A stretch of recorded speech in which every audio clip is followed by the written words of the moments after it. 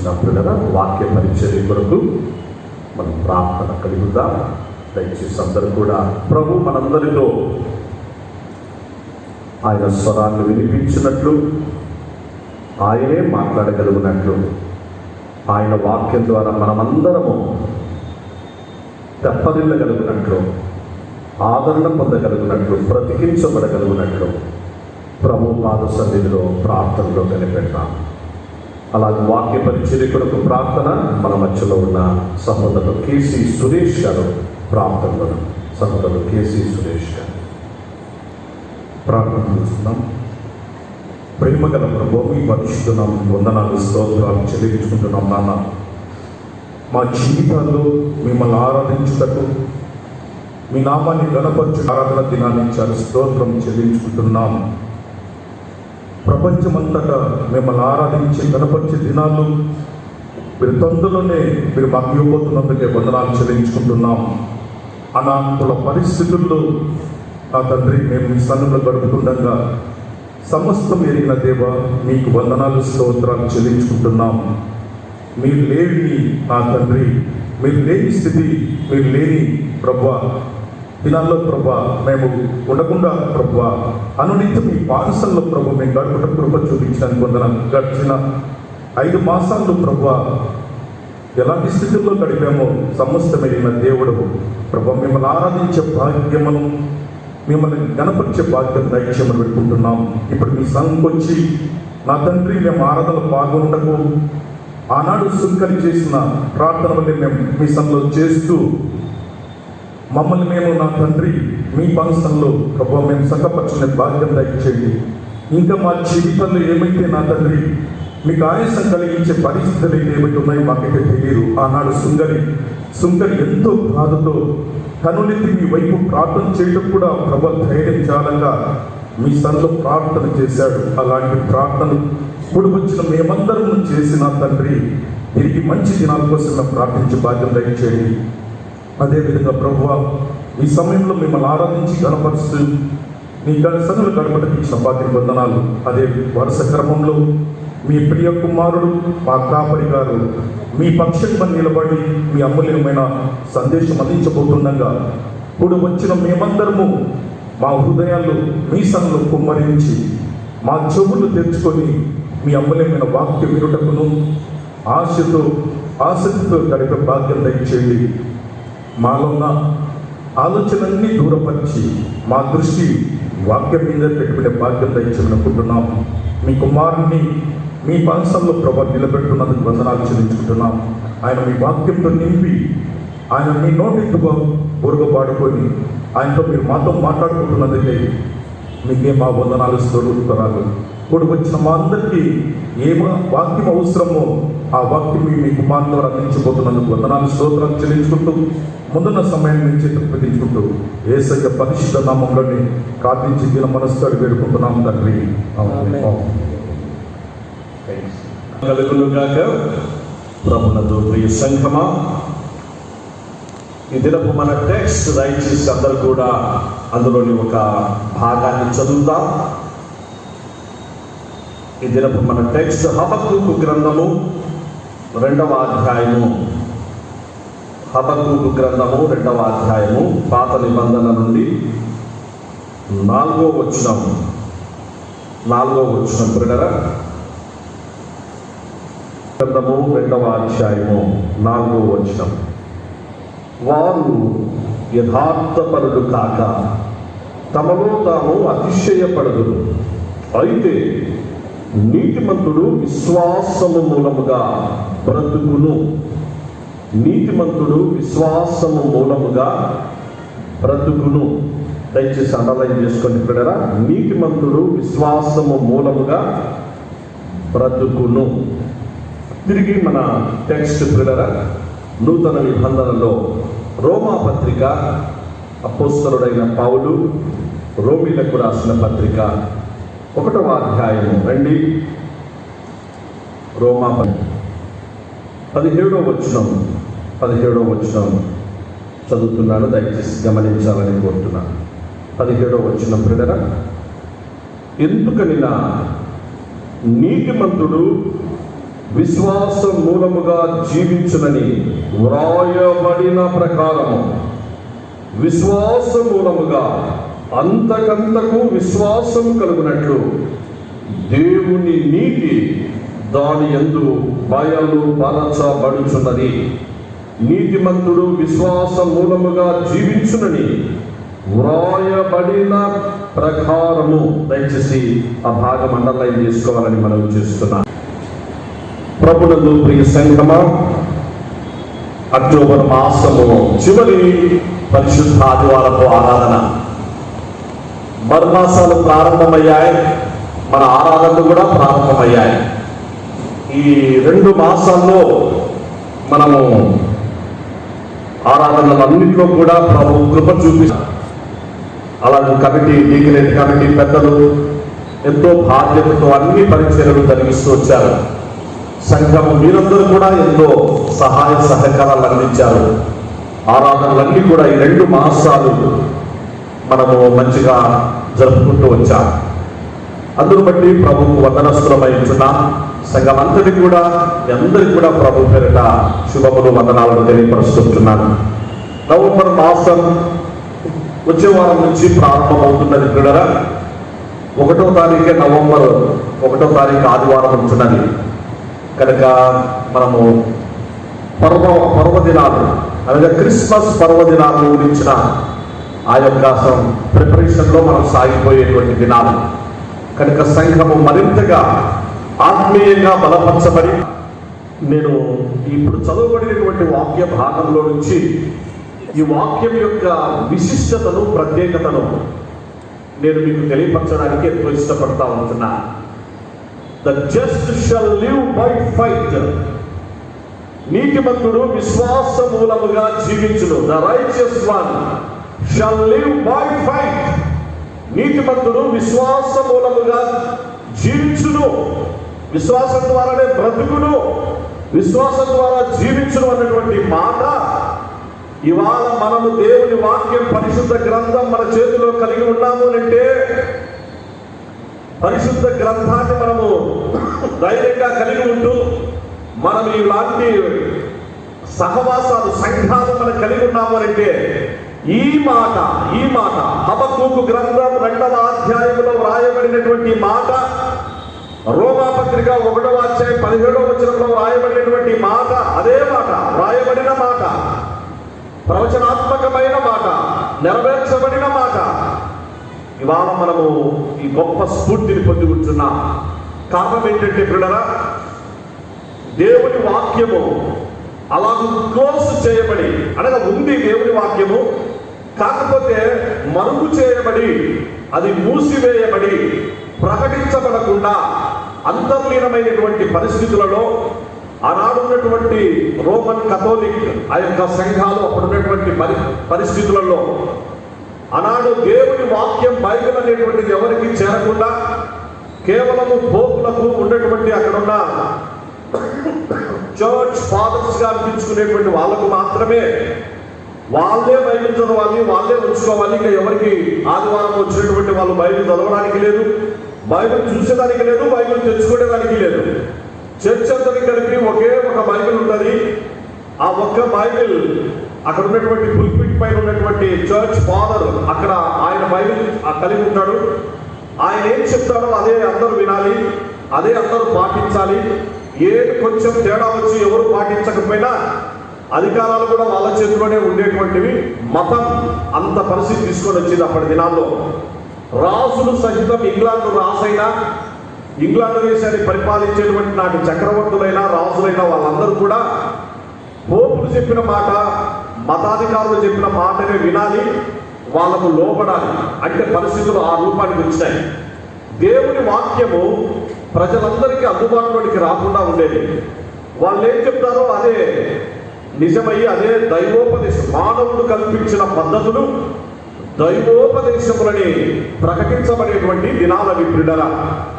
అలాంటి పరిస్థితులలో దేవుడు అద్భుతమైనటువంటి కార్యాన్ని చేశాడు. ఆనాడు వాళ్ళు ఆ యొక్క పాప పరిహార పత్రాలు పంచిపెట్టారు. పాప పరిహార పత్రాలు అంటే, తప్పు చేసి పాపం చేస్తే దేవుడికి చెప్పుకోవాల్సిన అవసరం లేదు. అక్కడ ఉన్నటువంటి ఫాదర్ దగ్గరికి వచ్చేసేసి చెప్పుకుంటే ఆ ఫాదర్ గారు ఆయన వచ్చేసి వాళ్ళకు క్షమాపణ అనేటువంటిది ఏ రూపాయలు ఆయన చెప్పినా ఆయన ఒక సర్టిఫికెట్ ఇస్తాడు. పాప పరిహార పత్రం అని ఒకటి తయారు చేసి, నువ్వు ఇంత పాపం చేసినావు కాబట్టి ఇంత డబ్బు కట్టే నీకు పరిహార పత్రం నేను సంతకం పెడతా, నీకు నీ పాపం పోతుంది అనేది. సో దాని ఇంటెలిజెన్స్ అంటారు పిల్లరా, ఇంగ్లీష్లో ఇంటెలిజెన్స్ అంటారు. ఆ పాప పరిహార పత్రాలు పంచిపెట్టి, అనగా బైబిల్ దేవుని వాక్యం. ఎందుకు ఈ మాట అంటున్నా అంటే, ఇక బైబిల్ లేదు, బైబిల్ చదవాల్సినటువంటిది కాకుండా స్తుతి అనేది లేదు, ప్రార్థన అనేది లేదు, వాక్యం అనేటువంటిది లేదు. అక్కడ మొత్తము మోనోపలి, ఒక్కరు అక్కడ ఉన్నటువంటి వాళ్ళు ఏం చెప్తా ఉంటే అదే జరుగుతున్నటువంటి దినాలు. అలాంటి పరిస్థితులలో ఆ పాప పరిహార పత్రాలు పంచిపెట్టి ఉండేది. ఆ సమయంలో దేవుడు అదే సంఘంలో నుంచి, అదే సంఘంలో బిషప్గా కూడా ఒక స్థాయిలోనికి వచ్చినటువంటి దైవజనుడైనటువంటి మార్టిన్ లూథర్, ఆయన గ్రీక్ భాష నేర్చుకున్నాడు, హీబ్రూ భాష నేర్చుకున్నాడు. పిల్లరా, ఆయన నేర్చుకున్నటువంటి ఆ భాషలను బట్టి తనకు తాను బైబిల్ చదవడంలో అంతవరకు ఉన్నటువంటి పరిస్థితులు వేరు. తాను ఎప్పుడైతే తన జీవితంలో మార్పు తెచ్చుకొని తాను బైబిల్ చదువుతున్నప్పుడు రోమా పత్రిక 1:17 నీతిమంతుడు విశ్వాస మూలముగా జీవించును. ఇది థియాలజీ చదివేటువంటి వాళ్ళకు బాగా ఈ విషయాలు తెలుసు. మేము ఎంటీహెచ్ థియాలజీ గారు. సో రోమన్ కథోలిక్ ఉద్యమం, ప్రొటెస్టెంట్స్ ఉద్యమం, సంఘ స్థాపన ఉద్యమాలు, సంఘములు ఎలా విధంగా ఎస్టాబ్లిష్ చేయబడి ఆ యొక్క చర్చ్ హిస్టరీ అనేటువంటిది థియాలజీలో ఒక పార్ట్, అది ఒక సబ్జెక్ట్. పిల్లరా, మార్టిన్ లూథర్ గారు గ్రీక్ భాష నేర్చుకున్న తర్వాత ఈ భాగాన్ని చదువుకొని నీతిమంతుడు విశ్వాస మూలముగా ఏ విధంగా జీవిస్తారు అనేటువంటి దీని ఆధారంగా తాను సంపూర్ణంగా తాను దేవుడికి సమర్పించుకున్నాడు. ఆ సమయంలో తాను సంపూర్ణంగా మారిపోయాడు. పిల్లరా, వచ్చి తానే ఎదిరించినాడు. ఏంటి మనం చేస్తున్నది తప్పు, మన విధానాలు తప్పు, మానవులు కల్పించిన పద్ధతులు, మనం మానవులం మాత్రమే, దైవోపదేశాలు అని బోధించడం అది ఎంత మాత్రం కరెక్ట్ కాదు. దేవుని వాక్యం ఇది, సత్యం ఇది. కాబట్టి వాక్యం బైబిల్ అందరికీ ప్రకటించబడాలి. మనం ఆ బైబిల్ ప్రకటించబడకుండా వాటిని మనము మూసివేస్తున్నాం, తప్పు మనం చేస్తున్నది అన్నటువంటి విషయాన్ని తీసుకొని వస్తే అప్పుడు ఆ సమయంలో ఆయన అరెస్ట్ చేయడం జరిగింది. చాలా హింసలు పెట్టారు, ఆయన చాలా ఇబ్బంది పాలు చేశారు. మీరు ప్రొటెస్టెంట్ ఉద్యమం మార్టిన్ లూథర్ గారి గురించి నెట్లోకి వెళ్ళి మీరు చూసినా ఇప్పుడు నేను చెప్పిన విషయాలు ఉంటాయి. పిల్లరా, ఇంకా చాలా ఇన్ఫర్మేషన్ ఉంటుంది. అలాగే జర్మనీ దేశం నుంచి ప్రారంభమైన ఉద్యమం దేవుడు అద్భుత కార్యం చేశాడు. ఇదే మాట, ఇదే వాగ్దానం. దేవుని యందు విశ్వాసం ఉంచిన వ్యక్తి, ఒక నీతిమంతుడిగా తీర్చిదిద్దబడిన వ్యక్తి, దేవుని యందు భయభక్తులు కలిగిన వ్యక్తి విశ్వాస మూలంగా జీవిస్తాడు, మిగిలిన వాటి ద్వారా కాదు అన్నటువంటి ఈ విషయాన్ని లోకానికి తెలియపరిచి బైబిల్ను లోకానికి అందించినటువంటి మహనీయుడు మార్టిన్ లూథర్. ప్రొటెస్టెంట్ ఉద్యమం, ఇవాళ వీఆర్ ఆల్ ప్రొటెస్టెంట్స్, మనం అందరం కూడా ప్రొటెస్ట్ చేసినాడు, అనగా దాన్ని వ్యతిరేకించి దాని పక్షాన పోరాడినాడు. ఆ ప్రొటెస్టెంట్స్ ఉద్యమంలో నుంచి వచ్చినటువంటి వాళ్ళే ఈనాడు మనం కలిగి ఉన్నటువంటి సంఘాలన్నీ కూడా. పిల్లరా, మన SIU సంఘం కూడా ప్రొటెస్టెంట్ ఉద్యమం నుండి దేవుని వాక్యం ఉన్నది ఉన్నట్లుగా అనేకులకు ప్రకటించేటువంటి వారైనా సరే. ఇది సంఘము చరిత్ర, గతంలో జరిగినటువంటి విషయాలు. ఆ తర్వాత కాలక్రమంలో కథోలిక్ సంఘాల్లో కూడా మార్పులు వచ్చినాయి. వారు మంచిగా, వారందరిలో కూడా మార్పు వచ్చి వాళ్ళు కూడా చాలా వరకు దేవుని వాక్యాన్ని నేర్చుకుంటూ వచ్చారు. అప్పుడు ఉన్నటువంటి పరిస్థితులు ఇప్పుడు లేవు. ఇప్పుడు చాలా వరకు వాళ్ళలో కూడా ఆత్మీయమైన మార్పులు వచ్చాయి. మంచిది, అదే మనం కోరుకోవాలి. ఎందుకనగా సత్యము ఎప్పుడు సత్యమే, ఆ వాస్తవం ఎప్పుడు వాస్తవమే, దాన్ని ఎవరు కాదని లేదు పిల్లరా. కాబట్టి ఈ సమయమందు నేను ప్రత్యేకంగా ఈ సందర్భంగా ఈ శ్రేష్టమైనటువంటి వాక్యాన్ని అందించడంలో ఉద్దేశం ఏంటంటే, హబక్కూకు ప్రవక్త ఎందుకు ఈ మాటలు ప్రవచనాత్మకంగా పరిశుద్ధాత్మ ప్రేరణతో తను రాశాడంటే, హబక్కూకు ఈ మాటలు రాసేటప్పటికీ బబులోనీయులు, అనగా బబులోను మహాసామ్రాజ్యం బాగా విస్తరిస్తుంది. పిల్లరా, బబులోను వాళ్ళు యూదా దేశం మీదకి దండెత్తి వస్తూ ఉన్నారు. యెరూషలేము మీదకి దండెత్తి వస్తూ ఉన్నారు. బబులోను అనగా దేవునికి వ్యతిరేకమైన ప్రజలు, కల్దీయులు. కాబట్టి దేవునికి వ్యతిరేకమైన ప్రజలు దేవుని ప్రజల మీదకి పోరాటాలు చేస్తూ ఉన్నారు, యుద్ధానికి వస్తూ ఉన్నారు. ఇప్పుడు ఆ సమయంలో యూదా తప్పకుండా ఓడిపోతుంది, యెరూషలేము ఖచ్చితంగా పతనమైపోతుంది. ఇది హబక్కూకు ప్రవక్తకు తెలిసిపోతా ఉంది. కారణం ఏంటంటే అప్పటికే బబులోను అష్షూరీయులను ఓడించారు.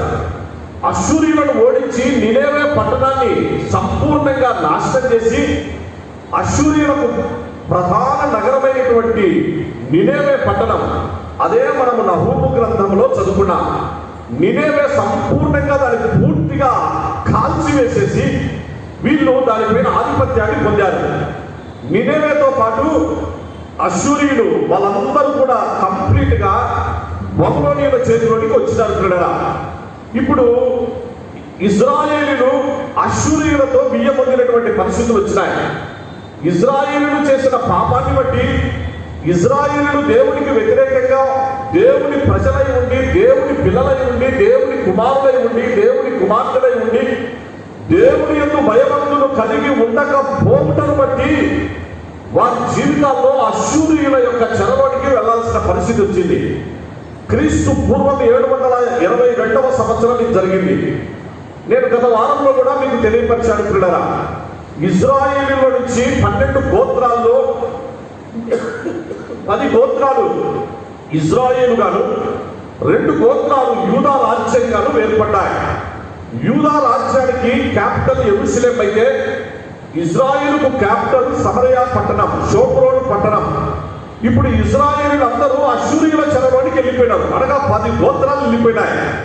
వెళ్ళిపోతే వాళ్ళలో ఇష్టమైన స్త్రీలను, అందంగా ఉన్నటువంటి ఇజ్రాయేలులో ఉన్నటువంటి స్త్రీలను అష్షూరీయులు వాళ్ళ భార్యలుగా ఉంచుకున్నారు. మరికొంతమందిని అక్రమ జీవితాలతో అట్లా ఉంచుకున్నారు. అలాగే వారి ద్వారా పిల్లలు కలిగారు. ఇప్పుడు వీళ్ళు అందరూ కూడా కలిసిపోయి ఎవరు అష్షూరీయులో ఎవరు ఇజ్రాయేలీలో దేవుడు ఏదైతే తన పిల్లల పక్షంగా ఏదైతే కోరుకున్నాడో, నా పిల్లలు ప్రపంచంలో ప్రత్యేకించబడిన వాళ్ళు, నా పిల్లలు ప్రతిష్ఠించబడిన వాళ్ళు, నా పిల్లలు శాంక్టిఫై చేయబడి సపరేట్ చేయబడినటువంటి జనాంగం నా సొత్తు అని ఇజ్రాయేలులను గురించి దేవుడు ఆ విధంగా భావిస్తూ వస్తే, వారు దూరమైపోయి వారి పాపాన్ని బట్టి అతిక్రమాలను బట్టి వస్తే అష్షూరీయులతో బియ్యమందుట ద్వారా మిక్స్ అయిపోయినారు. మిశ్రమ జనం వచ్చేసింది. ఇప్పుడు ఎవరు అష్షూరీలో ఎవరు ఇజ్రాయేలులో కనుక్కోలేని పరిస్థితి. వారి సంతానంలో నుంచి పుట్టిన వాళ్ళే సమరయులు. ఇది నేను గతంలో మీకు చెప్పాను పిల్లల.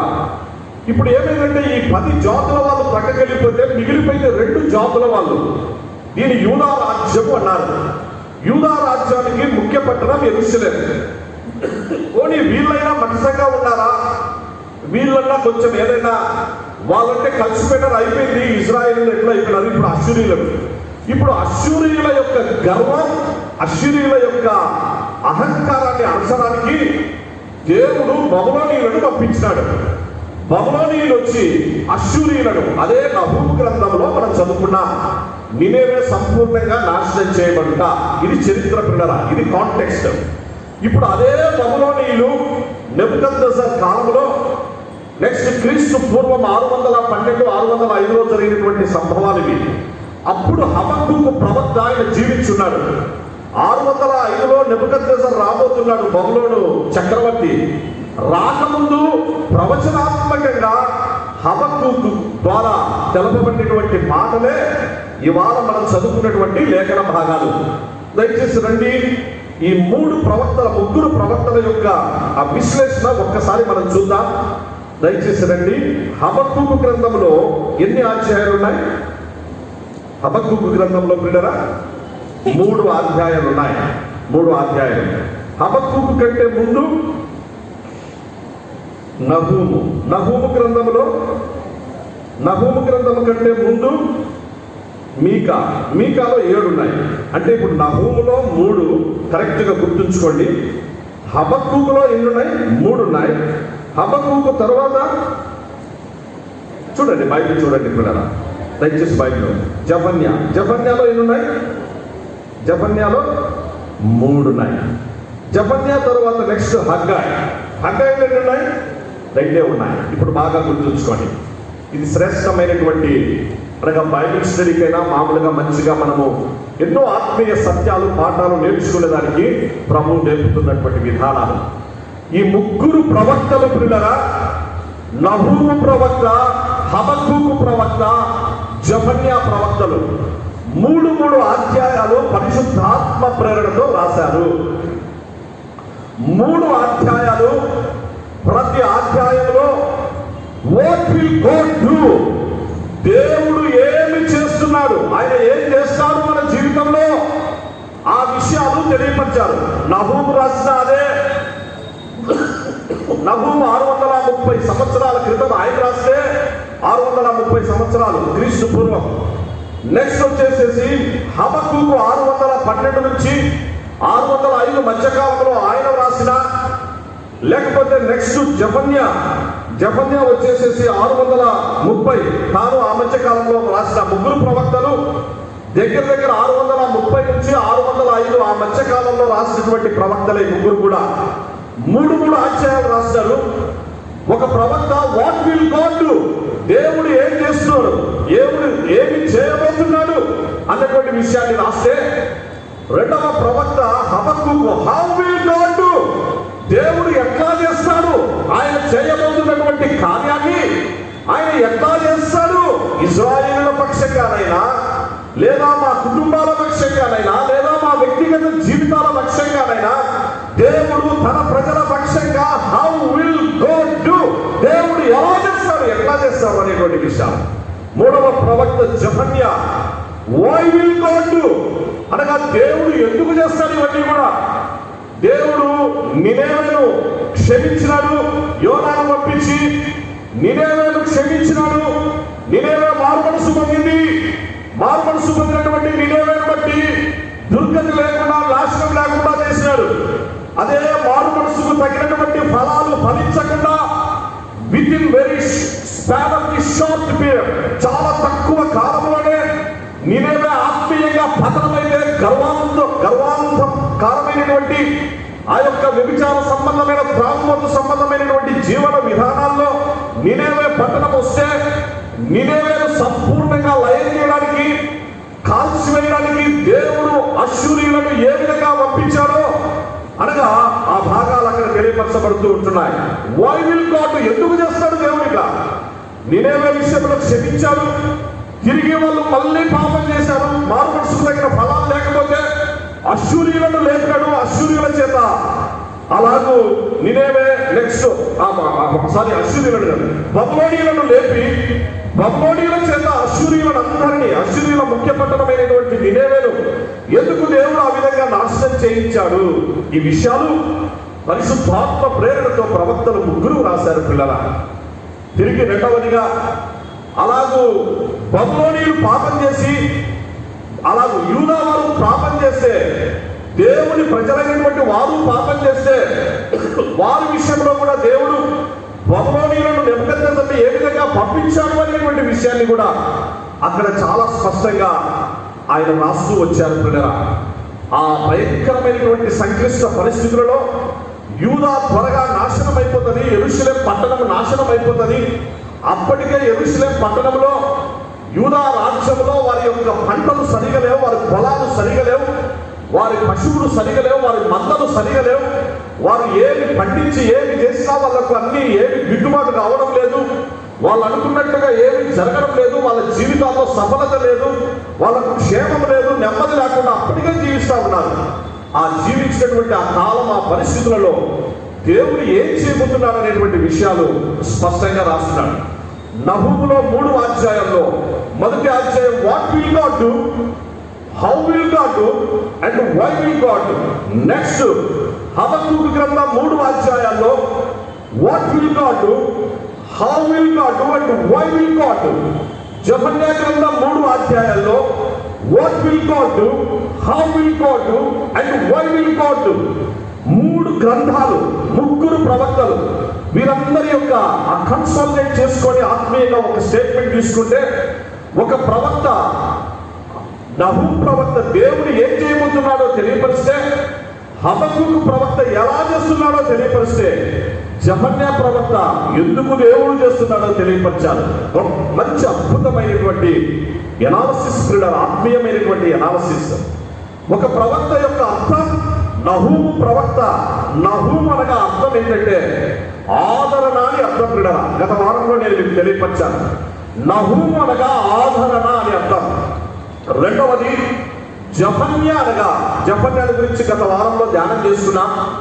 జెఫన్యా అనగా ఆశ్రయము అని చెప్పేసని, ఆశ్రయము లేకపోతే యావే హైట్స్, దేవుడే ఆయనే భద్రపరుస్తాడు, ఆయనే దాచిపెడతాడు, ఆయనే ఆశ్రయము అనేటువంటి అర్థం.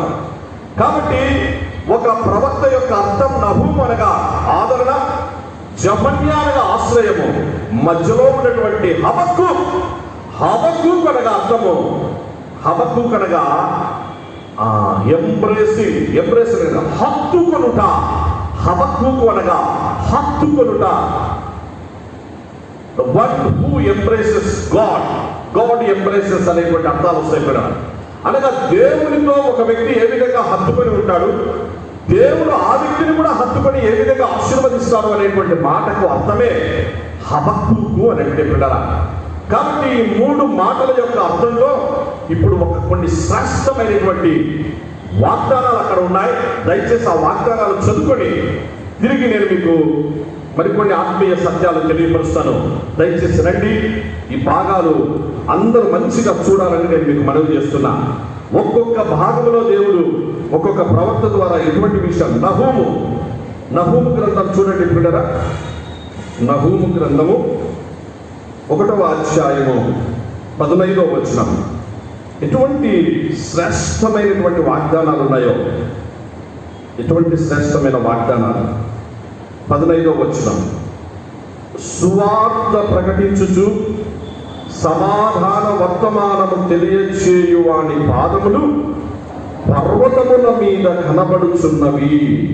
యూదా, నీ పండుగలను ఆచరించుము, నీ మ్రొక్కుబళ్లను చెల్లింపుము. వ్యర్థుడు నీ మధ్య ఇక సంచరించడు, వాడు బొత్తిగా నాశనమే. సువార్త, పాత నిబంధన గ్రంథంలోనే సువార్త అన్నటువంటి మాట, సువార్త ప్రకటన అన్న మాట, సువార్త ప్రకటించు వారి పాదములు పర్వతముల మీద ఎంత సుందరంగా ఉన్నాయో అనేటువంటి మాట ఎక్కడ కనిపిస్తుంది?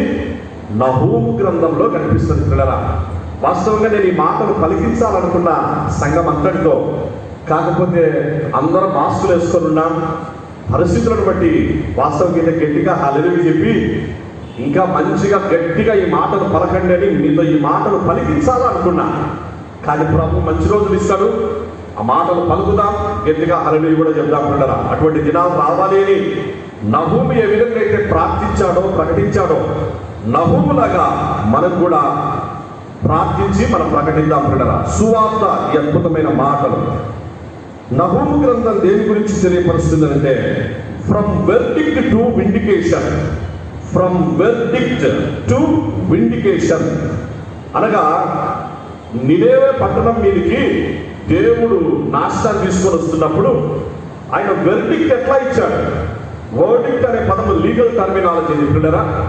వర్డిక్ట్, ఒక వర్డిక్ట్ దేవుడు ఎలా ఇచ్చాడు అంటే ఏం చేయబోతున్నాడు నినేవే పట్టణాన్ని గురించి? మారు మనసులకు తగిన ఫలాలు ఫలించని, ఎన్ని మార్లు చెప్పినా వినని, లోబడని ప్రజలైనటువంటి నినేవే వారికి అశ్షూర్యుల మీదకి వాళ్ళ యొక్క వ్యభిచారాన్ని బట్టి, వాళ్ళ త్రాగుబోతుతనాన్ని బట్టి, వాళ్ళు కలిగి ఉన్నటువంటి విగ్రహారాధనను బట్టి, భయంకరమైన దేవునికి అయిష్టమైన కార్యములను బట్టి దేవుడు వర్డిక్ట్, ఆయన ఏం చేయబోతున్నాడు అనేటువంటిది నహూము గ్రంథంలో ఉంది పిల్లరా.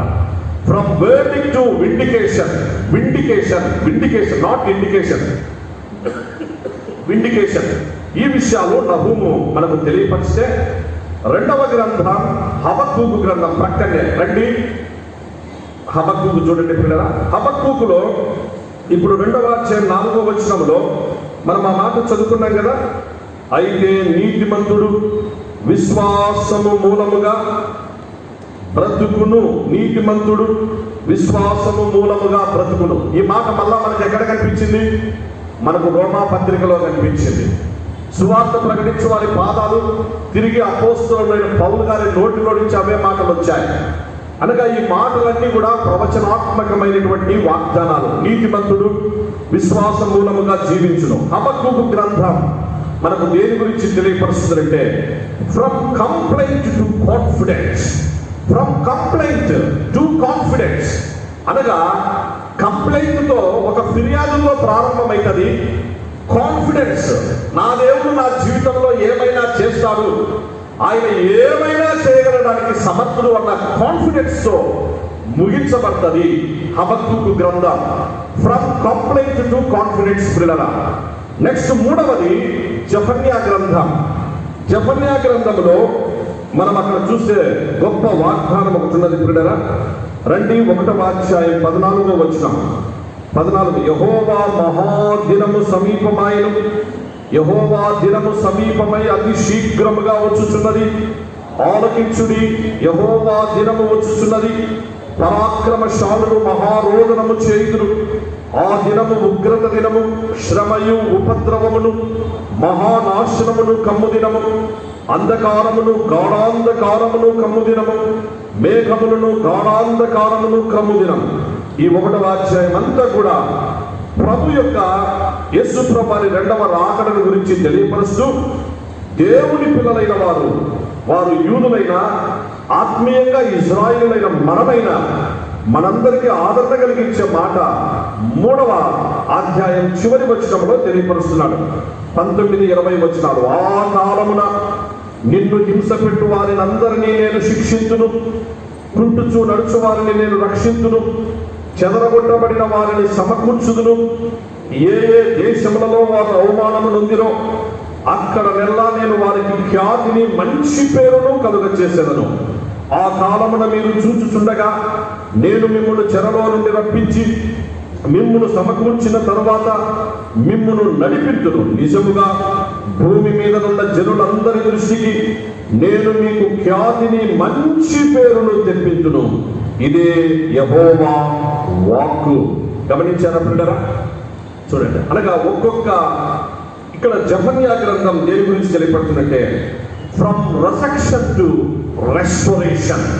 ఫ్రమ్ రెజెక్షన్ టు రెస్టోరేషన్ అనగా విసర్జింపబడిన వారు తిరిగి ఏ విధంగా దేవుడు సమకూరుస్తూ వచ్చాడో, విడనాడబడినటువంటి వారిని దేవుడు తిరిగి ఏ విధంగా దరికి చేర్చుకుంటాడో, వారిని రెస్టోర్ చేస్తాడో, సమకూరుస్తాడో జెఫన్యా గ్రంథం తెలియపరుస్తుంది.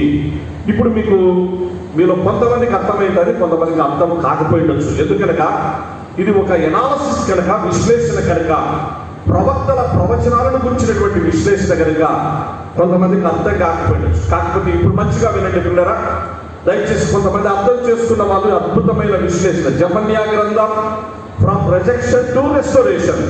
హబక్కూకు గ్రంథం ఫ్రమ్ కంప్లైంట్ టు కాన్ఫిడెన్స్. నహూము గ్రంథం ఫ్రమ్ వెర్డిక్ట్ టు విండికేషన్. నహూము అనగా ఆదరణ, కంఫర్ట్. హబక్కూకు అనగా హత్తుకొనుట, ఎంబ్రేస్. జెఫన్యా అనగా ఆశ్రయము, దాపుచోటు అన్నటువంటి మాటలు పిల్లలు.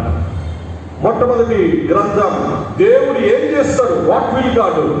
2వ గ్రంథం దేవుడు ఎట్లా చేస్తాడు, హౌ విల్ గాడ్. 3వ గ్రంథం దేవుడు ఎందుకు చేస్తాడు, వై విల్ గాడ్. ఈ విషయాలు మనకు తెలియపరుస్తూ ఉంటున్నాయి. ఇప్పుడు బాగా వినాలి. హబక్కూకు గురించినటువంటి విషయాలు ఒక 5 నిమిషాలు మనం ధ్యానం చేసుకొని ముగించుకున్నాం. 3 అధ్యాయాల్లో పిల్లరా హబక్కూకు 3 అధ్యాయాల్లో మహాశ్రమ రాబోతా ఉంది. యూదా పట్టణం మీదికి, యెరూషలేము మీదికి వస్తున్నటువంటి పరిస్థితులు మామూలు పరిస్థితులు కాదు. మొత్తం అందరం చచ్చిపోతాం. ఇంకా చచ్చిపోతున్నప్పుడు ముందుగానే మా అంజూరపు చెట్లు కాయలే, మాకు మా పాడి పంటలు, మా పశువులు, మా పొలాలు, మా యొక్క అన్ని కూడా మాకు ఇప్పుడిప్పుడే ఇక్కడికిక్కడ అక్కడికి ఉన్నాయి. ఇప్పటికే మేము సమస్యలు ఎదుర్కొంటున్నాం, ఇబ్బందులు పడతా ఉన్నాం. మళ్ళీ ఇప్పుడు ఒక భయంకరమైన శ్రమ వస్తూ ఉంది. సమూలంగా మేమందరము నాశనమై బబులోను చెరలోనికి వెళ్ళే, లేకపోతే చచ్చిపోయేటువంటి పరిస్థితి ఎదురైతా ఉంది. ఏం చేయాలి అని హబక్కూకు ప్రవక్త ఆయన బోధిస్తా ఉన్నాడు పిల్లరా. అదే మొదటి అధ్యాయం. హబక్కూకు మొదటి అధ్యాయంలో ప్రార్థన చేస్తా ఉన్నాడు. ఆ ప్రార్థన మామూలు ప్రార్థన కాదు. దయచేసి మీరు ఇంటికి వెళ్ళిన తర్వాత హబక్కూకులో నేను చెప్పిన ఈ 3 విషయాలు, దయచేసి ఆ 3 అధ్యాయాలు ఈ దినాన మీ కుటుంబ ప్రాంతంలోనైనా సరే, వ్యక్తిగతంగానైనా సరే ఈ 3 అధ్యాయాలు చదవండి. మొదటి అధ్యాయంలో దేవుడితో ప్రార్థనలో తాను పోరాడుతూ ఉన్నాడు పిల్లరా. దేవా, ఎందుకు నీవు మౌనంగా ఉన్నావు? ఎందుకు బ్రహ్మా ఈ సమస్యలు మాకు? ఇప్పటికే మా పంటలు, మా పశువులు, మా పొలాలు, మా సంసారాలు, మా కుటుంబం, మా దేశం, మా జాతి ఇప్పటికే సమస్యల్లో నిండా ఉంటే మళ్ళీ బబులోనీయులు వస్తున్నారు, వాళ్ళు మమ్మల్ని హింసల పాలు చేస్తారు, చంపేస్తారు, వాళ్ళ చెరలోనికి పోయేటువంటి పరిస్థితి మాకు తెచ్చిపెడతా ఉన్నాం. ఇంత జరుగుతూ ఉంటే నీ ప్రవక్తనైన నేను మొరపెడతా ఉంటే, ప్రార్థన చేస్తూ ఉంటే, నేను కన్నీళ్లు విడుస్తూ ఉంటే, అలాగూ ధర్మశాస్త్రం నిరర్థకమైపోతుందని నీ సన్నిధిలో నేను మొరపెడుతూ ఉంటే నువ్వు మౌనంగా ఉన్నావు. నువ్వు ఊరగా చూస్తూనే ఉన్నావు. దేవా ఏమంటున్నాడు? నువ్వు ఊరగా చూస్తూనే ఉన్నావు. నేను ఇంత ఏడుస్తా ఉన్నా, ఎంత ప్రలాపిస్తున్నా, ఊరికనే చూస్తూ ఉన్నావు. దేవుడి సన్నిధిలో అలాంటి ప్రార్థన చేస్తా ఉన్నాడు. అలాంటి ప్రార్థన చేస్తున్నటువంటి హబక్కూకు మొదటి అధ్యాయం 2వ అధ్యాయంలోకి వచ్చే లోపల, నేను ప్రార్థన చేసిన నా ప్రార్థన మామూలు ప్రార్థన కాదు, ఇది నేను చాలా ఆర్గ్యుమెంటేటివ్ గా నేను ప్రేయర్ చేసిన, ఒక వాదన వినిపించిన నా దేవుడికి. ఆ వాదన నేను దేవుడికి వినిపించిన కాబట్టి నా దేవుడు నా వాద వింటాడు, తప్పగా వింటాడు, నన్ను క్షమిస్తాడు, నా జాతిని క్షమిస్తాడు, నా ప్రజలను క్షమిస్తాడు, తిరిగి నా వాదనందరినీ నా దేవుడు కాపాడుతాడు అన్న నమ్మకం నాకు ఉంది. కాబట్టి నేను కావలి పురము దగ్గర, గోపురము దగ్గర నేను వెళ్ళి కనిపెట్టుకుంటా. 2వ అధ్యాయం చూడండి పిల్లరా, హబక్కూకు గ్రంథం 2వ అధ్యాయంలో మొదటి అధ్యాయం ప్రార్థించాడు, 2వ అధ్యాయం కనిపెట్టుకొని ఉన్నాడు. ఆయన నాకు ఏమి సెలవిచ్చునో, మొదటి వచ్చిన నా వాదము విషయమై నేను చెప్పుదునో చూచుటకై నేను నా కావలి స్థలము మీదను గోపురం మీదను కనిపెట్టుకొని ముందు నన్ను కొనగా యెహోవా నాకు ఇలాగు సెలవిచ్చెను. ఈ మామూలుగా ఈసారికి గట్టిగా మనము దేవుడి స్తుతితో హల్లెలూయా చెప్పాల్సిందే, కానీ చెప్పలేకున్నాం. తాను కనిపెట్టుకొని ఉంటున్నాడు ఇక్కడ. ప్రియ సంఘమా, ముగింపు వేళ నేను మీ అందరికీ మనవి చేస్తుంటున్నా, మనమందరం కూడా ఒక నహూము వలె ఉండాలి, మనమందరం ఒక జఫన్యా వలె ఉండాలి, మనమందరం ఒక హబక్కూకు వలె ఉండాలి. కొన్నిసార్లు బాధ కలిగి వేదన చెంది దేవుని సన్నిధిలో, ఏంటి ప్రభువా, నా కుటుంబానికి ఎందుకు ఈ సమస్యలు, నా పిల్లలకే ఎందుకు ఈ సమస్యలు, నాకే ఎందుకు ఈ అనారోగ్యం, నాకే ఎందుకు ఈ ఫైనాన్షియల్ ట్రబుల్స్ అండ్ ప్రాబ్లమ్స్, నాకే ఎందుకు ఇలాంటి ఇబ్బందులు, నాకే ఎందుకు ఇలాంటి నిందలు, నాకే ఎందుకు ఇలాంటి అపవాదాలు నా మీదనే? ఇవన్నీ కూడా మనం కొన్నిసార్లు ఆలోచన చేస్తూ, కొన్నిసార్లు మనము అలా డీవియేట్ అయిపోయేటువంటి పరిస్థితుల్లో పోగొట్టున్నాడు. నీతిమంతుడు విశ్వాస మూలంగా జీవిస్తాడు. నాయనా, నువ్వు 2వ అధ్యాయం మర్చిపోయావా? హబక్కూకు 2వ అధ్యాయం నువ్వు మర్చిపోయావా? నా కుమారుడా, నా కుమార్తె పోగొట్టున్నాడు. హబక్కూకు ఎప్పుడైతే దేవుని సన్నిధిలో కనిపెట్టడం ప్రారంభించాడో, యెహోవా వాక్కు హబక్కూకు ప్రత్యక్షమై మాట్లాడుతూ ఉన్నాడు పిల్లల. ఇప్పుడు దేవుడు మాట్లాడుతున్నాడు. 2వ అధ్యాయం, మొదటి అధ్యాయం అంతా హబక్కూకు ప్రార్థన, 2వ అధ్యాయము దేవుడు మాట్లాడుతూ ఉన్నాడు. దేవుడు మాట్లాడుతూ ఉన్నాడు. నాయనా, భయపడద్దు. నీతిమంతుడు అనగా నా యందు విశ్వాసం ఉంచిన వాళ్ళు భయపడాల్సిన అవసరం లేదు. బబులోనీయులు వస్తారా, వస్తే రాని, ఇంకొకరు వస్తారా, వస్తే రాని, శ్రమలు వస్తాయా, వస్తే రాని, ఇంకా ఇబ్బందులు వస్తాయా రాని, ఇదిగో నా నామము పెట్టబడిన మిమ్ములను, నీతిమంతులైన మిమ్ములను, నా యందు భయభక్తులు కలిగిన వారికి నేను ఏ ఇబ్బంది కలిగించను. వాళ్ళు విశ్వాసం మూలంగా బ్రతుకుతారు, జీవిస్తారు. దేవుడి గొప్ప వాగ్దానం ఇచ్చినాడు పిల్లరా. ఇవాళ కరోనా సమయమైనా, ఇంకా రాబో కాలంలో ఇంకా ఎలాంటి పరిస్థితులైనా, మనం వింటున్నటువంటి వార్తలు నవంబర్, డిసెంబర్లలో ఇంకా ఏంటో వేరే వేరే వేరే రూపాల్లో ఇంకా కలవరాలు పరిస్థితులు వస్తాయనేటువంటిది ఏదైనా, అది మంచి వార్తలైనా చెడ్డ వార్తలైనా, బాధ కలిగించేది ఏదైనా సరే పిల్లరా, ప్రభు మన పక్షాన ఉన్నాడు. ఆనాడు హబక్కూకు ప్రార్థన అదే, ఈనాడు నా ప్రార్థన, మనందరి ప్రార్థనలు అవే. ఆ ప్రార్థన చేసినటువంటి మనం హబక్కూకు వలె ప్రభు పాద సన్నిధిలో కనిపెట్టుకుందాం. ప్రేయర్సల్లో కనిపెట్టుకున్నాడు హబక్కూకు.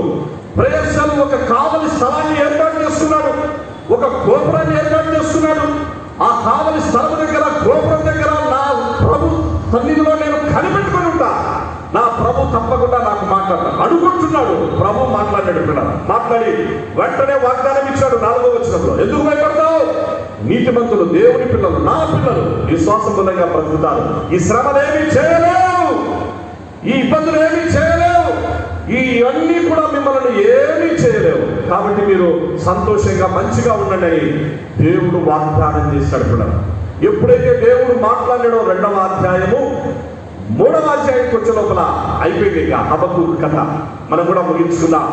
దీని గురించిన విశ్లేషణ ఇంకా చాలా ఎక్కువగా ఉన్నది. తర్వాత మనం కొన్ని సత్యాలు తెలుసుకుందాం పిల్లరా. 3వ అధ్యాయంలోకి వచ్చే లోపల మొదటి వచ్చిన చూడండి పిల్లలు ఏమంటున్నాడు? ప్రవక్తయుడు హబక్కూకు చేసిన ప్రార్థన వాద్యములతో పాడదగినది. దీని ప్రార్థన అన్నారు, ట్రాన్స్లేషన్ లో ప్రార్థన అని వచ్చింది కాబట్టి యెహోవా నిన్ను కూర్చున్న వార్త విని నేను భయపడుచున్నాను. యెహోవా సంవత్సరములు జరుగుచుండగా నీ కార్యం అనగా దేవుని స్తుతిస్తా ఉన్నాడు. వాద్యములతో దేవుని స్తుతిస్తా ఉన్నాడు. మొదటి అధ్యాయం ప్రార్థన, 2వ అధ్యాయం వాక్యం, 3వ అధ్యాయం స్తుతి. మొదటి అధ్యాయం ప్రార్థన, 2వ అధ్యాయంలో దేవుడు మాట్లాడుతున్నాడు. అనగా ఆయన వాక్యం ఉంది అక్కడ 2వ అధ్యాయం. 3వ అధ్యాయంలో ఇప్పుడు దేవుని స్తుతిస్తా ఉన్నాడు. దేవుని స్తుతిస్తూ రండి. ఆ చివరి వచనాలకు వచ్చిన లోపల ఎలాంటి నిర్ణయం తీసుకున్నాడు పిల్లరా? 17, 18, 19 చూడండి పిల్లరా. అంజూరపు చెట్లు పూయకుండినను ఒకప్పుడు దేవా దీనికోసమే నేను ఫైటింగ్ చేస్తా, నీ పాద సన్నిధిలో ప్రార్థనలో నేను పోరాడినా. ఈ అంజూరపు చెట్లు లేవే, మా జాతి ఇప్పటికే పాడి పంటలు, పశువులు, పొలములు మా సరిగా లేవని కన్నీళ్లు విడిచిన ప్రభా, నేను తప్పు చేశాను ప్రభా, నేను పొరపాటు పడ్డాను, తొందరపడ్డాను. నేను నీ సన్నిధిలో నేను అలాంటి విజ్ఞాపన. ఇప్పుడు అంజూరపు చెట్లు పూసినా పూయకపోయినా, ద్రాక్ష చెట్లు ఫలింపకపోయినా, ఒలివ చెట్లు కాపు లేక ఉండిన, చేతిలోని పైరు పంటకు రాకపోయినా, గొర్రెలు దొడ్డిలో లేకపోయినా, సాలలో పశువులు లేకపోయినా, నేను యెహోవా యందు ఆనందించెదను. నా రక్షణకర్త అయిన నా దేవుని యందు నేను సంతోషించెదను. ప్రభువు యెహోవాయే నాకు బలం, ఆయన నా కాళ్ళను లేడి కాళ్ళ వలె చేయును. ఉన్నత స్థలముల మీద ఆయన నన్ను నడిపించును. చూసారా పిల్లరా? ఇది హబక్కూకు యొక్క విశ్వాసం. హబక్కూకు అనగా హత్తుకొనుట. ఈ హత్తుకొనుట అనేటువంటి శ్రేష్టమైన ఈ అంశాన్ని గురించి వచ్చే వారం మనం ధ్యానం చేసుకుందాం. హత్తుకొనుట. మొట్టమొదట నహూములో దేవుడు ఆదరణనిచ్చినాడు. 2వది జఫన్యాలో దేవుడు ఆశ్రయం ఇచ్చినాడు. 3వది హబక్కూకు ద్వారా దేవుడు మనల్ని ఆయనతో హత్తుకొను. అయితే ఎలా హత్తుకోవాలి, ఆ హత్తుకోవడంలో ఉన్నటువంటి ఆశీర్వాదాలు ఏంటి అనేటువంటిది సమయం అయిపోయింది. వచ్చే వారంలో ధ్యానం చేసుకున్నాం. హబక్కూకు దేవుని హత్తుకున్నాడు, దేవుని స్తుతించాడు. ప్రతి సంఘంలో కూడా ఖచ్చితంగా ఈ 3 ఉండాలి పిల్లరా. ప్రతి వ్యక్తి జీవితంలో ఖచ్చితంగా ఈ 3 ఉండాలి. ప్రతి కుటుంబంలో ఖచ్చితంగా ఈ 3 ఉండాలి. అందులో ఒకటి ప్రార్థన, 2వది స్తుతి, 3వది వాక్యం. మొట్టమొదటిది ప్రార్థన, 2వది స్తుతి, 3వది వాక్యం. అంటే నేను అనేది అది అలా ఉండాలని కాదు దాని అర్థం. 3 ఏది ఏ రూపాలు ఎట్లొచ్చినా అంతా ఒకటే. మొట్టమొదట స్తుతి ఉండొచ్చు, 2వది ప్రార్థన ఉండొచ్చు, 3వది లేదా మొట్టమొదటి వాక్యం ఉండొచ్చు. 3 దాని తర్వాత ఒకదాని మీద ఒకటని కాదు. ఈ 3 ప్రతి సంఘంలో ఏ సంఘంలోనైతే ఉంటాయో ఆ సంఘం ఆశీర్వదించబడిన సంఘం. అది హబక్కూకు వలె, బాగా వినాలి, హబక్కూకు వలె దేవుడితో హత్తుకొని ఉన్న సంఘం అవుతుంది. హబక్కూకు వలె దేవుడితో హత్తుకొని ఉన్న సంఘం ఆశీర్వదించబడిన సంఘం అవుతుంది. అంజూరపు చెట్ల గురించి భయపడదు ఆ సంఘం. ద్రాక్ష చెట్లు లేవని భయపడదు. లేకపోతే ఆ కుటుంబం భయపడదు సమస్యలకు. ఆ వ్యక్తి భయపడడు సమస్యలకు, నిందలకు, అవమానాలకు. నా దేవుడు నాకు బలం, నా దేవుడు నాకు ఆశ్రయం, నా దేవుడు నన్ను ఉన్నత స్థలముల మీద ఆయన నడిపింపజేస్తాడని చెప్పేస్తాడు. విశ్వాసంతో హబక్కూకు ఆ హత్తుకునేటువంటి అనుభవంలో ప్రతి వ్యక్తి ముందుకు సాగిపోతాడు. కాబట్టి ప్రియ సంఘమా, మన సంఘంలో దేవుడి కార్యాలు ఇచ్చాడు. మన సంఘంలో ప్రార్థన ఉన్నది, మన సంఘంలో స్తుతి ఉన్నది, మన సంఘంలో వాక్యం ఉన్నది. 3 సమపాలనలో ఉండాలి. ప్రార్థన ఎక్కువగా ఉండి స్తుతి తక్కువగా ఉండడం, స్తుతి ఎక్కువగా ఉండి వాక్యం తక్కువగా ఉండడం అనేది ఏదైతే సమపాలనలో ఉంటుందో ఆత్మీయమైన ఆరోగ్యం ఉంటుంది. ఆత్మీయమైన ఆరోగ్యకరమైనటువంటి సంఘంగా ఆ సంఘాలు అవి వర్ధిల్లుతాయి, క్షేమాభివృద్ధి పొందుతాయి. ఏ కుటుంబంలోనైతే ప్రార్థన ఉంటుందో సమపాలలో, ఏ కుటుంబంలో దేవుని స్తుతించేటువంటి కుటుంబంగా ఉంటుందో, ఏ కుటుంబం దేవుని వాక్యానికి ఎక్కువగా ప్రాధాన్యత ఇస్తుందో, ఆ మూడింటిని సమపాలలో ఏ కుటుంబం అయితే ప్రతిరోజు ప్రభు పాద సన్నిధిలో, ప్రార్థనలో, స్తుతిలో, వాక్యంలో గంటల 2 గంటల గడిపేటువంటి ఏ కుటుంబం అయితే ఉంటుందో వాళ్ళు అంజూరపు చెట్లకు భయపడరు, ద్రాక్ష చెట్లకు లేకపోతే పశువులు వీటన్నిటిని గురించిన ప్రాబ్లమ్స్, ట్రబుల్స్ వీటన్నిటిని గురించినటువంటి వాళ్ళు లెక్క పెట్టుకోరు, అయినా భయపడరు. వాళ్ళు ప్రభే బలం, ప్రభే ఆశ్రయం, ప్రభే ఆదరణ, ప్రభుతోనే సదాకాలం ఉంటామని. కాబట్టి హబక్కూకు అనుభవాలు మనకు కావాలి ప్రియ సంఘం. అలా ప్రతి వ్యక్తి జీవితంలో కూడా ప్రతి వ్యక్తికి ప్రార్థన ఉండాలి, హబక్కూకు వలె స్తుతి ఉండాలి, హబక్కూకు వలె వాక్యం ఉండాలి, హబక్కూకు వలె కళ్ళు మూసుకున్నాం. గొప్ప తండ్రి, నీకు వందనాలు, స్తోత్రాలు చెల్లిస్తున్నాం. నహూం ద్వారా మాట్లాడారు, ఆదరణ ఇచ్చారు. జపన్య ద్వారా మాట్లాడారు, ఆశ్రయం ఇచ్చారు. ఇది నాన్న హబక్కూకు ద్వారా మాట్లాడారు, ఎలా హత్తుకుని ఉండాలో నేర్పించారు. కొంత వరకునైనా మేము నేర్చుకున్నాం. నీకు వందనాలు, స్తోత్రాలు తండ్రి. ఇంకా శ్రేష్టమైన వర్తమానం ఉన్నది. హత్తుకునుటలో అనేక మంది నీ పిల్లలు, యాకోబు జీవితాలు, యోసేపు జీవితాలు హత్తుకునుట ద్వారా ఎంత వర్ధిల్లారో నిశ్చితమైతే రాబో కాలంలో వాటిని గురించి మేము తెలుసుకున్నటకు సహాయం చేయండి. నీ ప్రియకుమారుడు యేసుక్రీస్తు ద్వారా తండ్రి మిమ్మల్ని హత్తుకునే అనుభవాలు మాకు నేర్పించారు. ఆయన శిలువ ప్రేమను బట్టి తండ్రి, అలాగో శిలువ వైపు మేము చూస్తూ శిలువలో ఉన్న నీ కుమారుని గాయాల్లో మేము తాకుంటూ ఆయనతో హత్తుకొని ఆయన వైపు చూస్తూ సాగిపోవటకు సహాయం చేయండి. ఇదిగో నీ వాక్యం విన్న నీ పిల్లలు కొంతవరకు విశ్లేషణ విన్నారు ప్రభా, కొంతవరకు అర్థం కాకపోయి ఉండొచ్చు. మీరే వారి మనోనేత్రాలు వెలిగించండి నాయన, వారికి నేర్పించండి. మరికొంత విశ్లేషణతో, మరికొంత వివరణతో మంచిగా అర్థం చేసుకొని అందరూ కూడా ప్రభా వాక్యమునందు బలవంతులై, స్థిరులై, ప్రార్థన యందు నిన్ను స్తుతించుట యందు తండ్రి వారు అన్నిటిలో మంచిగా ఉన్నతంగా హెచ్చింపబడుటకు సహాయం, ఆత్మీయ అంతస్తులోని నీ పిల్లలు ఎదుగుటకు కృపదాయి చేయమని, సంఘాన్ని ఆశీర్వదించమని యేసు నామమున దీన మనసుతో ప్రార్థిస్తున్నాము తండ్రి. Thank you and all. God bless. ప్రియ సంఘమా, చివరి పాట మనము పాడుకోకముందు ఒకటి గుర్తు వచ్చింది పిల్లరా. అంటే యథార్థంగా జరిగినటువంటి ఒక సంఘటన, సందర్భాన్ని బట్టి గుర్తొచ్చి ఒక 2 నిమిషాలు మనం చివరి పాట పాడుకోకముందు. మా నేటివ్ ప్లేస్ కడప జిల్లాలో భీమునిపాడు అనే ఊరు పిల్లరా. మా ఇంటి పేరు మామూలుగా చేస్తారైతే ఊరి పేరుని బట్టే నాకు భీమునిపాడు అని చెప్పేసి మా ఊరి పేరు ఉంటుంది నా దాంట్లో చూసినప్పుడు కూడా. సో మా ఊరు భీమునిపాడు అనేటువంటి ఊరి గురించిన విషయాలు ఎందుకు ప్రభు మహిమాత్మని చెప్తున్నా అంటే, నాకు చిన్నప్పుడు బాగా గుర్తుంది. నేను పుట్టినటువంటిది ఆ ఊరిలో 4వ తరగతి వరకు నేను అక్కడే చదువుకున్నా. మా నాన్న నాకు టీచర్, మా నాన్న పాస్టర్ ప్లస్ టీచర్.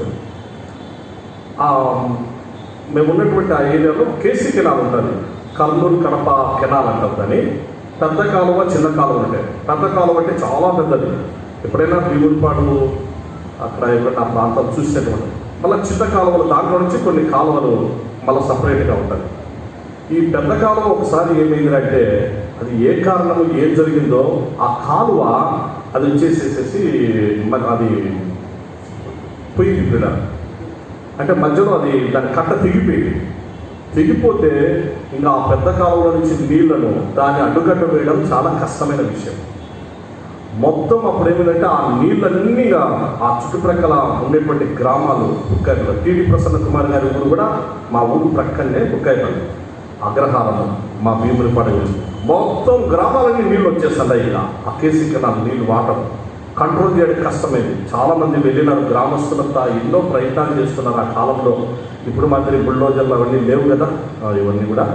సో ఎంత ప్రయత్నాలు చేసి పాపం చేస్తున్నా కూడా పెద్ద కట్ట తెగిపోయింది కాబట్టి కష్టం అవుతుంది. ఊళ్ళు కొట్టుకుపోతున్నాయి. అది ఇళ్లలో ఉండే వస్తువులన్నీ కూడా చాలామంది ఇబ్బంది పడుతున్నారు. ఆ సమయంలో ఇక విధిలేని పరిస్థితులలో అప్పుడు మా నాన్న ఏం చేస్తారంటే నాకు గుర్తుంది, దైవజనుడు చేసేటువంటిది. మా నాన్న పాస్టర్ ఒకటే మాట్లాడు, అందరూ చర్చిలోకి రండి, చర్చిలోకి వచ్చినటువంటి వాళ్ళందరూ కూడా మనం ప్రార్థన చేద్దాం, దేవుడే మనకు చివరిగా ఆయనే, లేదంటే మన పిల్లలు అందరం కూడా చనిపోదామా, అందరం చర్చిలోనే దేవుని సన్నిధిలో అందరం అట్లే పోదాం, చర్చిలోకి వచ్చే వాళ్ళందరూ రాగానే గట్టిగా కేకేస్తారు. ఆ కేక వేసినప్పుడు ఆ గ్రామంలో ఉన్నటువంటి వాళ్ళలో చాలామంది స్త్రీలు ఉన్నటువంటి వాళ్ళలో కొంతమంది యవనస్తులు అక్కడ పోయి ఆ కట్ట దగ్గర పండుగలో ఉండిపోయినారు. కొంతమంది వచ్చినటువంటి వాళ్ళందరూ కూడా వచ్చినారు. అందరం చర్చిలోకి పోయినాము. నేను చిన్న పిల్లడు, నాకు బాగా గుర్తుంది. ఆ చర్చి మామూలు చర్చిలోకి వెళ్ళారా, అందులో అప్పుడు పెద్ద బిల్డింగ్ ఏం కాదు, అప్పుడు ఉండేటువంటి మామూలు బోధతో కట్టినటువంటి కొట్టనే అప్పుడు ఉండేటువంటి చర్చి కూడా పెద్ద చర్చినే బోధతో కట్టేశాం. ఆ పక్క ఇళ్ళన్నీ కొట్టుకొని పోతా ఉన్నాయి, ఆ పక్క గ్రామాలన్నీ పోతా ఉన్నాయి, మన పశువులు కొట్టుకొని పోతున్నాయి, ఇంట్లో ఉన్న వస్తువులన్నీ కొట్టుకొని పోతున్నాయి. కానీ చర్చిలో గట్టి కేక వేసి చర్చిలోకి అందరూ రాడ్డే పిలిచినప్పుడు ఎవరైతే వచ్చినారో ఆ సమయంలో క్రైస్తవులైనటువంటి వాళ్ళే కాకుండా ఆ ప్రక్కనే ఉన్నటువంటి రెడ్డిస్ కుటుంబాల్లో చాలామంది వచ్చారు. మరికొన్ని వేరే వృత్తుల్లో ఉండి కులాల్లో ఉండేటువంటి వాళ్ళు వచ్చారు. అటెన్షన్ తక్కువ లేక వాళ్ళు కూడా వచ్చేసేసేస్తారు. ఆ కేక వేసినప్పుడు అందరూ చనిపోతే అందరూ మోసం చనిపోతే అందరూ చర్చిలోకి రాలేదంటే చర్చిలోకి వచ్చినారు. చర్చిలోకి వచ్చినటువంటి వాళ్ళకు కరెక్ట్గా ఆ చర్చికి ముందర అంత దూరంలో, ఇప్పుడు మన గేట్ అంత దూరంలో అక్కడి నుంచి ఆ కాలువలో నీళ్ళని అట్లే పారిపోతా ఉన్నాయి, అట్లే కొట్టుకొని పోతా ఉన్నాయి. ఈ చర్చి ప్లేస్లో ఉన్నటువంటి వాళ్ళ దగ్గరికి నీళ్లు రాలేదు. పిల్లలు మొత్తం ఊరు కొట్టుకుపోయినాయి, చాలా 4 పల్లెలు కొట్టుకొని పోయినాయి. ఆ సమయంలో చర్చిలోకి వచ్చినటువంటి వాళ్ళు ఏ ఒక్కరికి ఇబ్బంది కలగలేదు. ఆ టైంలో రెడ్డిస్ అక్కడి నుంచి ఉన్నటువంటి వాళ్ళ గ్రామంలో వెంకటరెడ్డి ఉన్నారు. ఆయన అప్పుడే మారుమనసు పొంది, మీ యేసు ప్రభు, మీ ప్రభు మిమ్మల్నే కాదు మమ్మల్ని అందరినీ కూడా కాపాడాడు, ఆయనే నిజమైనటువంటి దేవుడు, మేమందరం కూడా యేసు ప్రభుని తెలుసుకుంటాం, ఇంకా మనకు ఎవరికి కులమత భేదాలు ఉండకుండా అందరం కలిసిపోదాం, ఇప్పుడు నుంచి పేర్లతో తీసుకోవడం కాదు. మామూలుగా అక్కడ రెడ్డిస్ మిగిలినటువంటి వాళ్ళను రే అది ఇదని మాట్లాడి పలకరించేటువంటి, ఇప్పుడు మామ అక్క చిన్నాయన చిన్నమ్మ అని పిలుచుకునేటువంటి పరిస్థితి. ఇప్పుడు అట్లా వచ్చేసేసింది.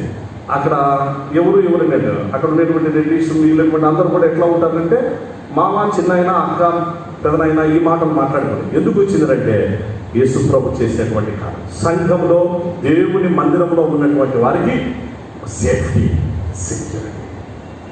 ఆ శ్రమలు అలాంటి పరిస్థితులలో దేవుడు అద్భుతం చేశాడు. గ్రామంలో ఉన్నటువంటి ఇతరులు దేవుడు ఎరగినటువంటి వారు కూడా తెలుసుకున్నారు. నేను ఎందుకు ఈ మాట అంటున్నా అంటే గుర్తొచ్చింది హబక్కూకును బట్టి. శ్రమల నిందల అన్నిటి మధ్యలో కూడా మన ప్రభు మనలను, మన సంఘాన్ని మనల్ని కాపాడు. కాబట్టి సంఘంలో దేవుని మందిరానికి హత్తుకొని ఉన్నటువంటి వారు, దేవుని ఇంటిని హత్తుకొని ఉన్నటువంటి వారికి దేవుడే ఆదరణ, నహుం, దేవుడే ఆశ్రయము, జఫన్యా, దేవుడే వారికి సమస్తం, హబక్కూకు. కాబట్టి మాకు సాక్ష్యం గుర్తొచ్చింది. దేవుడు ఆ విధంగా అందరి జీవితాలను ఆ విధంగా వెలిగించి కాపాడగలరు. ప్రార్థించుదము. మహోన్నతుడమైన మా తండ్రి, గొప్ప దేవా, నీకు వందనములు స్తోత్రములు చెల్లిస్తున్నాం. ఉదయకాలం నుంచి ఇంతవరకు నీ సన్నిధి మాకు తోడుగా ఉంచారు. అనేక మంది నీ పిల్లలను మీరు నడిపించారు. నీ మందిరము నీ పిల్లల చేత నింపారు. మందిర సమృద్ధిని నీ పిల్లలు అనుభవించుటకు కృపణించారు. దేవా, నీకు వందనాలు స్తోత్రాలు చెల్లిస్తున్నా. నీ పిల్లలు కొంత సమయాన్ని నీ సన్నిధిలో గడిపారు ప్రభువా. తిరిగి వారు వెళ్తున్నారు. నీ సన్నిధి వారికి ఎల్లవేళలా తోడుగా ఉంచునైనా. ప్రతి వ్యక్తి కుటుంబం, ప్రతి వ్యక్తి జీవితంలోనూ, ప్రతి కుటుంబంలోనూ నైనా ప్రార్థన. హబక్కూకు 1వ అధ్యాయం, నీ వాక్యము 2వ అధ్యాయం, నిన్ను గురించిన స్తుతి 3వ అధ్యాయం. అందరికీ అట్టి అనుభవాలు నేర్పించండి. తద్వారా తండ్రి బలము పొంది అన్నిటిలో ఉన్నతంగా నడిపించబడి హెచ్చింపబడే హబక్కూకు వలె సాగిపోవటకు సహాయించండి. సంఘమును మీరే ఎస్ఐయు సంఘములోని అందరినీ, అన్ని కుటుంబాలను ఆశీర్వదించండి ప్రభు. ఈ వారపు పరిచర్యల్లో సహాయించండి. నీ పిల్లలు వెళ్తుండగా నీ సమాధాన దీవెనలు వారికి అనుగ్రహించు. ప్రేమామయుడు యేసునామమునందే దీన మనసుతో ప్రార్థిస్తున్నాము తండ్రి. పరలోకమందున్న మా తండ్రి, నీ నామం పరిశుద్ధపరచబడును కాక. నీ చిత్తం పరలోకమందు నెరవేర్చబడినట్లు భూమి యందును నెరవేర్చబడును కాక. మా అనుదిన ఆహారము నేడు మాకు దయచేయి. మా రుణస్థులను మేము క్షమించి ఉన్న ప్రకారము మా రుణములను క్షమించు. మమ్మను శోధనలోనికి తేక దుష్టుని నుండి తప్పించు. రాజ్యము, శక్తియు, మహిమయు నిరంతరము నీవై ఉన్నావు తండ్రి. ఆమేన్. మన తండ్రి అయిన దేవుని ప్రేమ, మన ప్రభువైన యేసుక్రీస్తు కృప, పరిశుద్ధాత్ముని నిత్య సన్నిధి, నిత్య ఆదరణ, నిత్య ఆశ్రయము, నిత్య ఆశీర్వాదము ఈ దినపు పరిశుద్ధ ఆరాధనలో పాలి భాగస్థులైన మీ అందరి మీదను, కుటుంబముల మీదను, మన ఎస్ఐయు సంఘపు సేవా పరిచర్యలు, సార్వత్రిక సంఘ పరిచర్యలన్నిటి మీదను తోడై కాపాడు కాక.